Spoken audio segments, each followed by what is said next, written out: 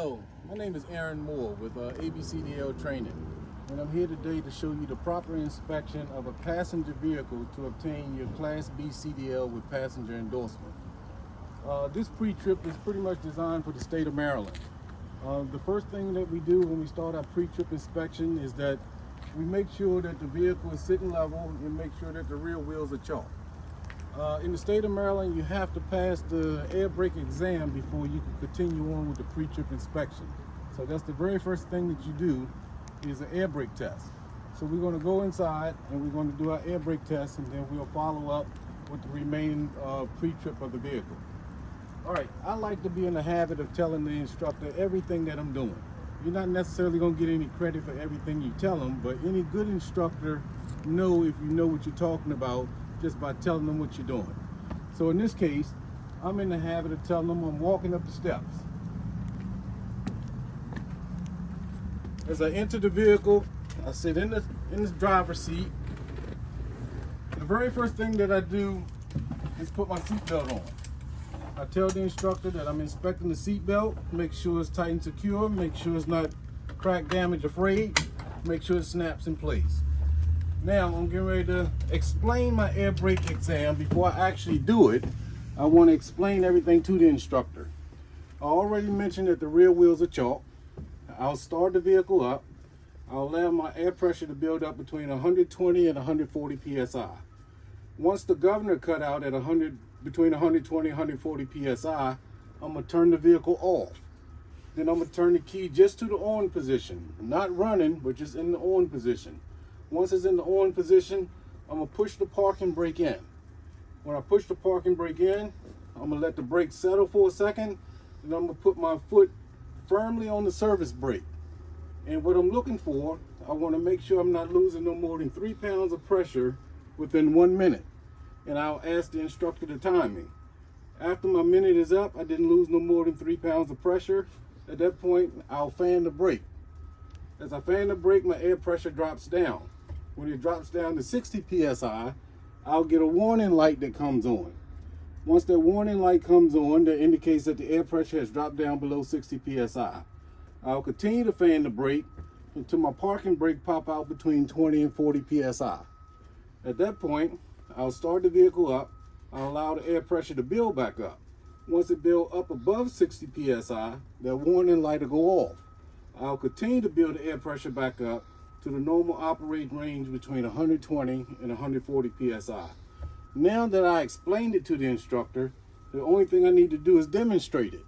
But me, I like to do it twice. In the process of demonstrating it, I'm going to say everything that I said, I'm going to say it again, just to make sure that the instructor is getting everything that I say.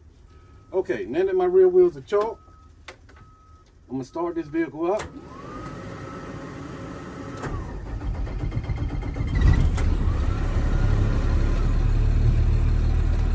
Okay, now that my vehicle is running, I'm checking my air pressure gauge that's located right here. I want to make sure that it's between 120 and 140 psi, which is what it's demonstrating right here.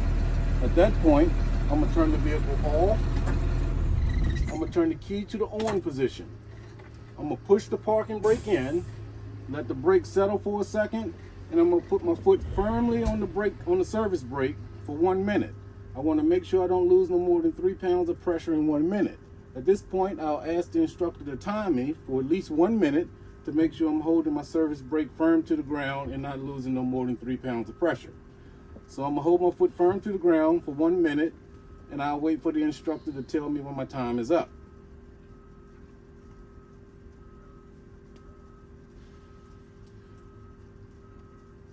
Okay, at this point, I'm going to just say that my minute is up. The instructor told me that my minute is up, so I know I held it down for at least 1 minute. Now I'm going to fan the brake. As I fan the brake, I'm watching this gauge right here. As the gauge drops down, once it drops down below 60 psi, I get these warning lights right here that come on. At that point, that means my air pressure has dropped down below 60 psi. I'll continue to fan the brake until my parking brake pop out between 20 and 40 psi. On this particular vehicle, I want to make sure I point to it so the instructor knows when this parking brake pops out. Once that parking brake pop out, that indicates that my air brakes are working. At this point, I'm gonna start the vehicle back up, and I'm gonna allow my air pressure to build back up. While I'm waiting on my air pressure to build back up, I'm gonna go ahead and inspect these items right here that I can inspect from the driver's seat. I'm gonna start from this side here by checking my flat mirror and my convex mirror. I want to tell the instructor I want to make sure it's properly adjusted to me. As I come over here, I want to check the front windshield. I want to check the seal around the windshield, make sure it's not crack damage or any illegal stickers. I'll check that windshield and that mirror over there the same as I did over here. I'll inspect those crossover mirrors, make sure they're properly adjusted to me, they're not cracked or damaged. I'll check this passenger mirror right here. I want to make sure that I can see the passengers and the passengers can see me. At this point, I like to work from left to right. I'll come over here, I hit these 3 switches right here, and I'm checking the interior lights. I want to make sure that the interior lights are working correctly. I'll turn them off. As I drop down here, I want to check the heater and defrost. I want to make sure that the heater and defrost are working correctly. Okay? As I come over here, I'm checking the windshield wipers and the windshield washer fluid. I want to make sure that they're working correctly. Okay? At this point, I'll open and close this door right here. Make sure that the door open and close fairly easy. Okay. And from there, I go to the front dash. I want to check the left turn signal. I want to make sure it's working on the dash. The right turn signal is working on the dash. The 4-way flashers is working on the dash. I want to turn my front headlights on, make sure that the front dash is illuminated. Pull this back, make sure that my high beams are working correctly. Turn the high beams off. Turn that off right there. I want to check this horn. Make sure that my city horn is working correctly. Check. Check the air horn, make sure that the air horn is working correctly.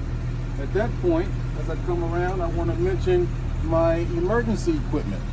Behind the driver's seat is a BC fire extinguisher. I want to make sure that it's properly mounted and fully charged.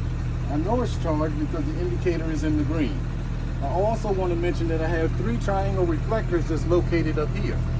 This vehicle is also equipped with circuit breakers. However, if it didn't have circuit breakers, I'll make sure I tell the instructor that that I had spare fuses that I will have located up in here. Okay? All right. Now, as I come back here, my air pressure has risen back up to the proper level, which is between 120 and 140 psi. I also want to mention to the instructor, once the air pressure rose above 60 psi, these warning lights has gone off. So now the air pressure is between 120 and 140 psi. At this point, I want to do a parking brake test. And to do a parking brake test, I want to let the instructor know that the parking brake is on. I'm going to put the vehicle down and drive. I'm going to accelerate slightly and make sure the vehicle don't move. I'll put it in reverse, accelerate slightly, make sure that the vehicle don't move. That indicates that my parking brakes are working. Now I want to do a service brake test. The proper way of doing a service brake test is to put my foot on the service brake, push the parking brake in, put it down and drive, make sure the vehicle don't move. Put it up in reverse, put my foot on the service brake, make sure the vehicle don't move. Put it back in neutral, pull the parking brake out, but make sure you explain to the instructor the proper way of doing a service brake test is that you would let the vehicle coast about 5 miles an hour, put your foot on the service brake, make sure it comes to a complete stop, and it don't sway from one side to the other. You want to make sure you mention that to the instructor. That's part of doing a service brake test. At that point, that concludes everything that I have to check behind the seat. I'm going to unloosen the seat belt, and I'm going to turn the vehicle off. When I turn the vehicle off, I want to make sure I take the key out of the ignition and put it in my pocket. As I get up, I walk down these aisles. I want to check these handrails. Make sure the handrails are tight and secure, properly mounted, not missing any screws. I want to check this seat right here. I want to make sure the seat is properly mounted to the frame and the frame is properly mounted to the floor. As I walk back here, I would tell the instructor that I would inspect the seat belt. I want to make sure the seat belt snaps in place and is tight and secure. And I would explain to the instructor, I'll inspect all these seats and seat belts the same as I did this one here. This emergency exit is located right here. The proper way of checking that, I'll pull the red handle down, push the glass out, pull it back in, lift it back up, make sure that the emergency exit works correctly. This emergency exit right here, the proper way of checking that, just push up, pull back down, tell the instructor the emergency exit, the overhead emergency exit is working correctly. As I walk back here, I'll check these handrails, make sure they tighten, secure, properly mounted. I'll check all these emergency exits here the same as I did that one there. I'll come back here, I'll check this overhead emergency exit the same as I did the one in the front. As I come back here, this rear emergency exit, the proper way of checking this is to lift the red handle up, push out, pull it back in, push it back down. I would also explain to the instructor if this vehicle was running or if the key was in the ignition, when I open this emergency exit, you'll hear a buzzing sound that go off. As I come back here, I want to check this aisle, make sure it's visible and clear, no obstacles or obstructions that could possibly trip anybody up. When I come here, this right here is a standing line. I want to make sure it's visible and clear and at least 2 inches in diameter. Okay. From here, I'm gonna grab my stick and I'm gonna walk outside to do an outside inspection.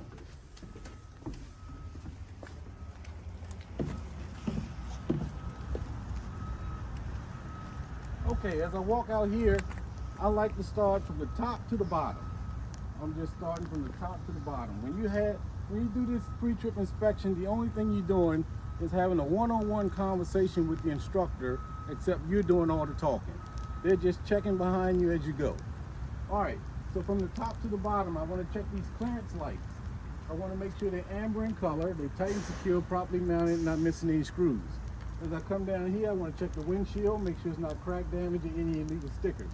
I want to check the windshield wiper blades, make sure they're not worn excessively thin. I want to check the windshield wiper arms, make sure they're tightly holding the blades to the windshield itself. I'll check this mirror and that mirror, make sure they tight and secure, properly mounted, not missing any screws. As I come down here, I want to check my turn signals, make sure they're tight and secure, properly mounted, not missing any screws. My crossover mirrors are tight and secure, properly mounted, not cracked or damaged. These mirror brackets are tight and secure, properly mounted, not missing any screws. The front headlights are visible and clear, tight and secure, no contamination inside, and not missing any screws. I'll check that on both sides. I'll check these marker lights on both sides, make sure they're tight and secure, properly mounted, not missing any screws. As I come down here, I want to inspect this front tag, make sure it's tight and secure, properly mounted, not missing any screws. I'm going to look on the ground. Make sure there's no puddles on the ground indicating anything leaking from engine oil, transmission fluid, power steering fluid, radiator, or windshield washer fluid. I'm going to walk on this side of the vehicle and unlatch the hood. I'm going to walk on the other side of the vehicle and unlatch the hood. I'm going to pull the hood back. When I pull the hood back, I want to make sure it's sitting level, tight and secure, and make sure it won't rock back on me. As I start my pre-trip inspection on this side here, this right here is my power steering reservoir. I'll make sure it's tight and secure, properly mounted, make sure it's not leaking. The proper way of checking this, I'll pull the dipstick out, wipe it clean, stick it back in there, pull it back out, make sure it's above the add mark. Back behind there, if I can physically see it, is the power steering pump. I'll make sure it's tight and secure, properly mounted, make sure it's not leaking, even though I can't physically see it. I just point in that direction. I'll check all these hoses, clamps, and wires. Make sure everything is tight and secure, properly mounted, nothing's leaking. I'll check all these hoses and clamps, make sure they're tight and secure, properly mounted, make sure they're not leaking. My engine oil. The proper way of checking that is to pull the dipstick out, wipe it clean, stick it back in there, pull it back out, make sure it's above the add mark. Below the oil dipstick is the transmission dipstick that's located right here. The proper way of checking that is with the vehicle running in neutral. I'll pull the dipstick out, wipe it clean, stick it back in there, pull it back out, make sure it's above the add mark. Okay? As I come down here, this is my steering system. My steering rod, the steering box, the hose and coupling, the pitman arm, the nut and the cotter pin, the drag link, the knuckle nut cotter pin, and this long rod right there is called a tie rod. I like to group all that stuff together and stamp it at the end. And what I mean by that is I'm going to call all these parts out, and at the end I'll tell the instructor, I'll make sure everything is tight and secure, properly mounted, and nothing's leaking. So I'm going to check the stern rod, the stern box, the hose and coupling, the fitment arm, the nut and the cotter pin, the drag length, knuckle nut, cotter pin, and tie rod. Everything is mounted correctly, tight and secure, and nothing's leaking. Group it together as a package and stamp it at the end. This right here is my frame. I'll inspect the frame, make sure it's tight and secure, properly mounted, no illegal welds, and it's not missing any bolts. Okay. The suspension. The suspension includes the leaf springs, the leaf spring hangers, the U-bolts, and the shock absorber. Those are all part of the suspension. So I'll tell the instructor I'll inspect these items, the leaf springs, leaf spring hangers, U-bolts, and shock absorber. Everything is tight and secure, properly mounted, and nothing's leaking. Okay. The braking system. I have a brake hose, a brake coupling, and a brake line. Everything is tight and secure, properly mounted, and nothing's leaking. Also part of the braking system, if I can see it, I have a brake drum that's tight and secure, properly mounted, no illegal welds. Inside the brake drum, if I can see it, is the brake liner. I'll make sure it's not worn excessively thin, no oil, dirt, or contamination on the brake pads. Okay. From there, I go to the top of the tire. I'll make sure it's evenly worn. There should be no less than 4/32 of tread depth. The side of the tire is no crack damage, any illegal patches or bubbles on the side of the tire. The rim is tight and secure, properly mounted with no illegal welds. The lug nuts are tight and secure, properly mounted, no rust spots or shiny spots indicating looseness. Right here is the valve stem. I'll make sure it's tight and secure, properly mounted, make sure it's not leaking any air. I'll also explain to the instructor the tire pressure on the front is 110 psi in the front, 95 in the rear. Okay? As I come here, I'll inspect the side glass, make sure it's not crack damage, any illegal stickers. I'll check the convex mirror and the flat mirror, make sure there's no crack damage or any illegal stickers. I'll walk to the other side.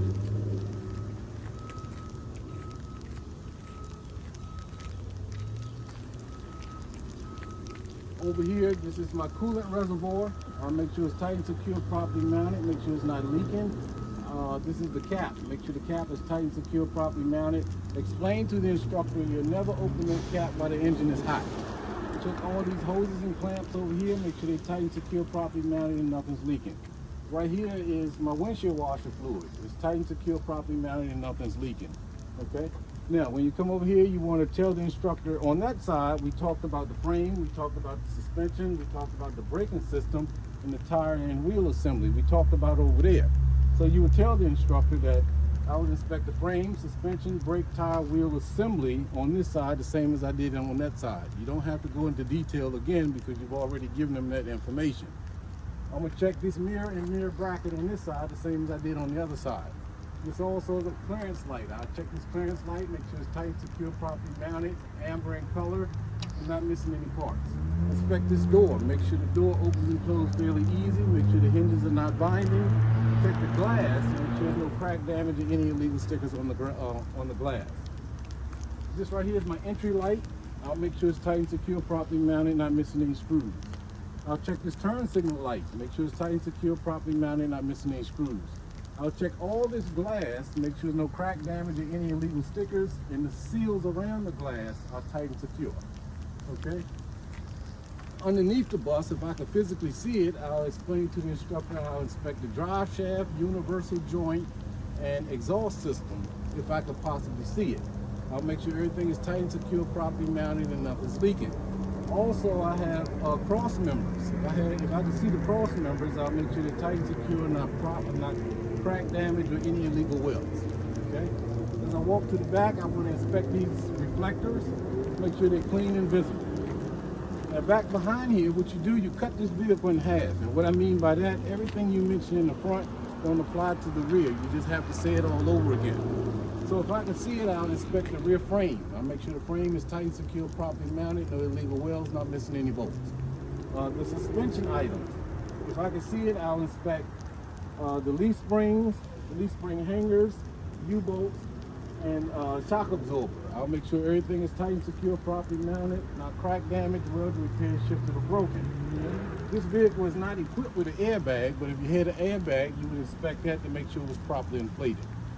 Back behind here, if I can see the braking system, I'll inspect the brake hose, brake coupling, and brake line. Make sure it's tight and secure, properly mounted, and nothing's leaking. Also, if I can see the brake drum, I'll make sure it's tight and secure, properly mounted, no illegal welds.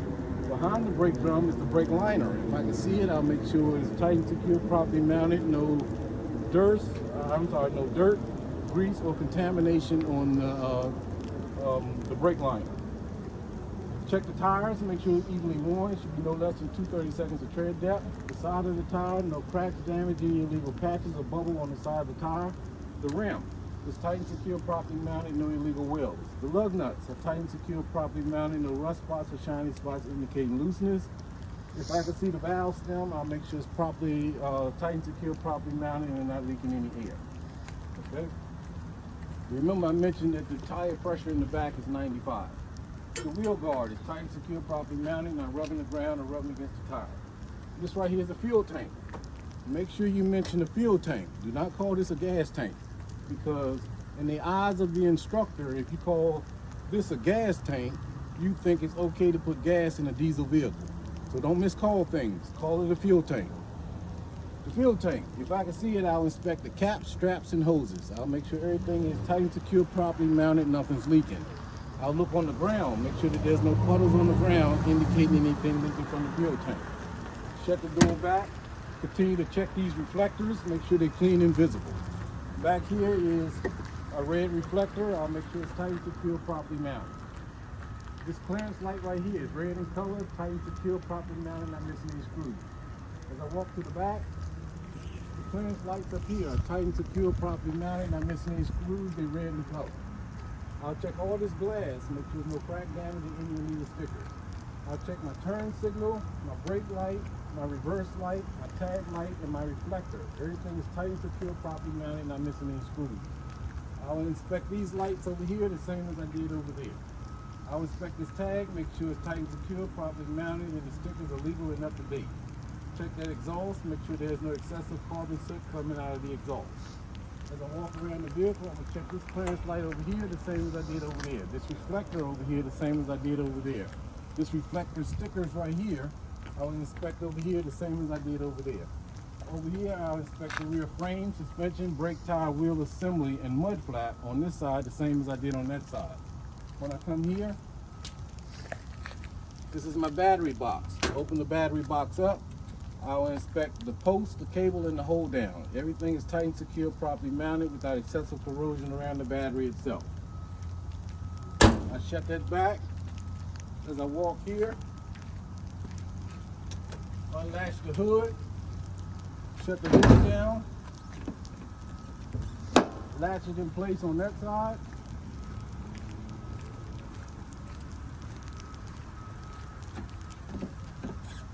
I'll latch it in place on this side. Now remember, you have 45 minutes to do a pre-trip inspection on this vehicle. If something that you feel like you didn't get, you still have time to go back around this vehicle as many times as you need to make sure that you cover everything that's on the pre-trip checklist. You have a checklist. You can go back and look on that checklist to make sure you covered everything that's part of the pre-trip inspection. So if you cover those items there, you should accumulate enough points to pass the CDL exam. Good luck to you, and thank you. Just remember, the key to doing a good pre-trip inspection is to just know where to go next. When you mentioning these parts, already know in your mind where you're going when you leave one part to the next part. And keep it simple. Don't give a long, drawn-out explanation about anything. Just keep it real simple. Point out an item, explain small details, and move on. Don't spend a whole lot of time on anything, because at the end of the day, the instructor doesn't care. They go by a checklist. And once you mention the item on the checklist, you get credit for it. Once you got the credit, move on. Don't spend a whole lot of time on anything, and that would increase your time as you do the pre-trip inspection as well. So hopefully this video helped somebody out. I appreciate you watching, and thanks. Also, make sure after you complete your pre-trip inspection, the one last thing you want to do that I forgot to mention in the earlier video is that you want to do an external light check. which means you want to get the instructor to assist you with all the outside lights. You want to check the right turn signal, left turn signal, hazards, high beam, reverse light, brake lights, and clearance lights. You want to check them in the front, and you want to check them in the rear. The best thing to do is to ask the instructor if they would assist you with all your lights, so that way you don't have to get from behind the wheel. And most instructors will do that. They will assist you in checking the external lights. Now, some instructors want you to do it yourself. And if they ask you to do it yourself, it's just a matter of just going inside, turning the lights on. I like to kill two birds in one stone. I might turn on the front headlights with the four-way flashers and get out and check them in the front, walk to the back and check them, come back in, cancel those lights out, and probably put the right turn signal on or the left turn signal, either one, with the high beams, and get out, check them in the front, make sure that the high beams are working in the front as well as the turn signal, and then walk to the back and check the back lights to make sure that they're working. And you can do that as you go around the vehicle. Just, if the instructor insists on you doing it yourself, you just get out and do it. Now, they have to assist you with the brake lights and the reverse lights, because there's no way that you could check that on your own. So you ask them to assist you in checking those lights there. That way you're assured that you covered all your lights. So just wanted to add that little note because I forgot to include that on the pre-trip video. But make sure you check the external lights before you tell the instructor you're done. Okay, thank you, and I hope this information helped you out.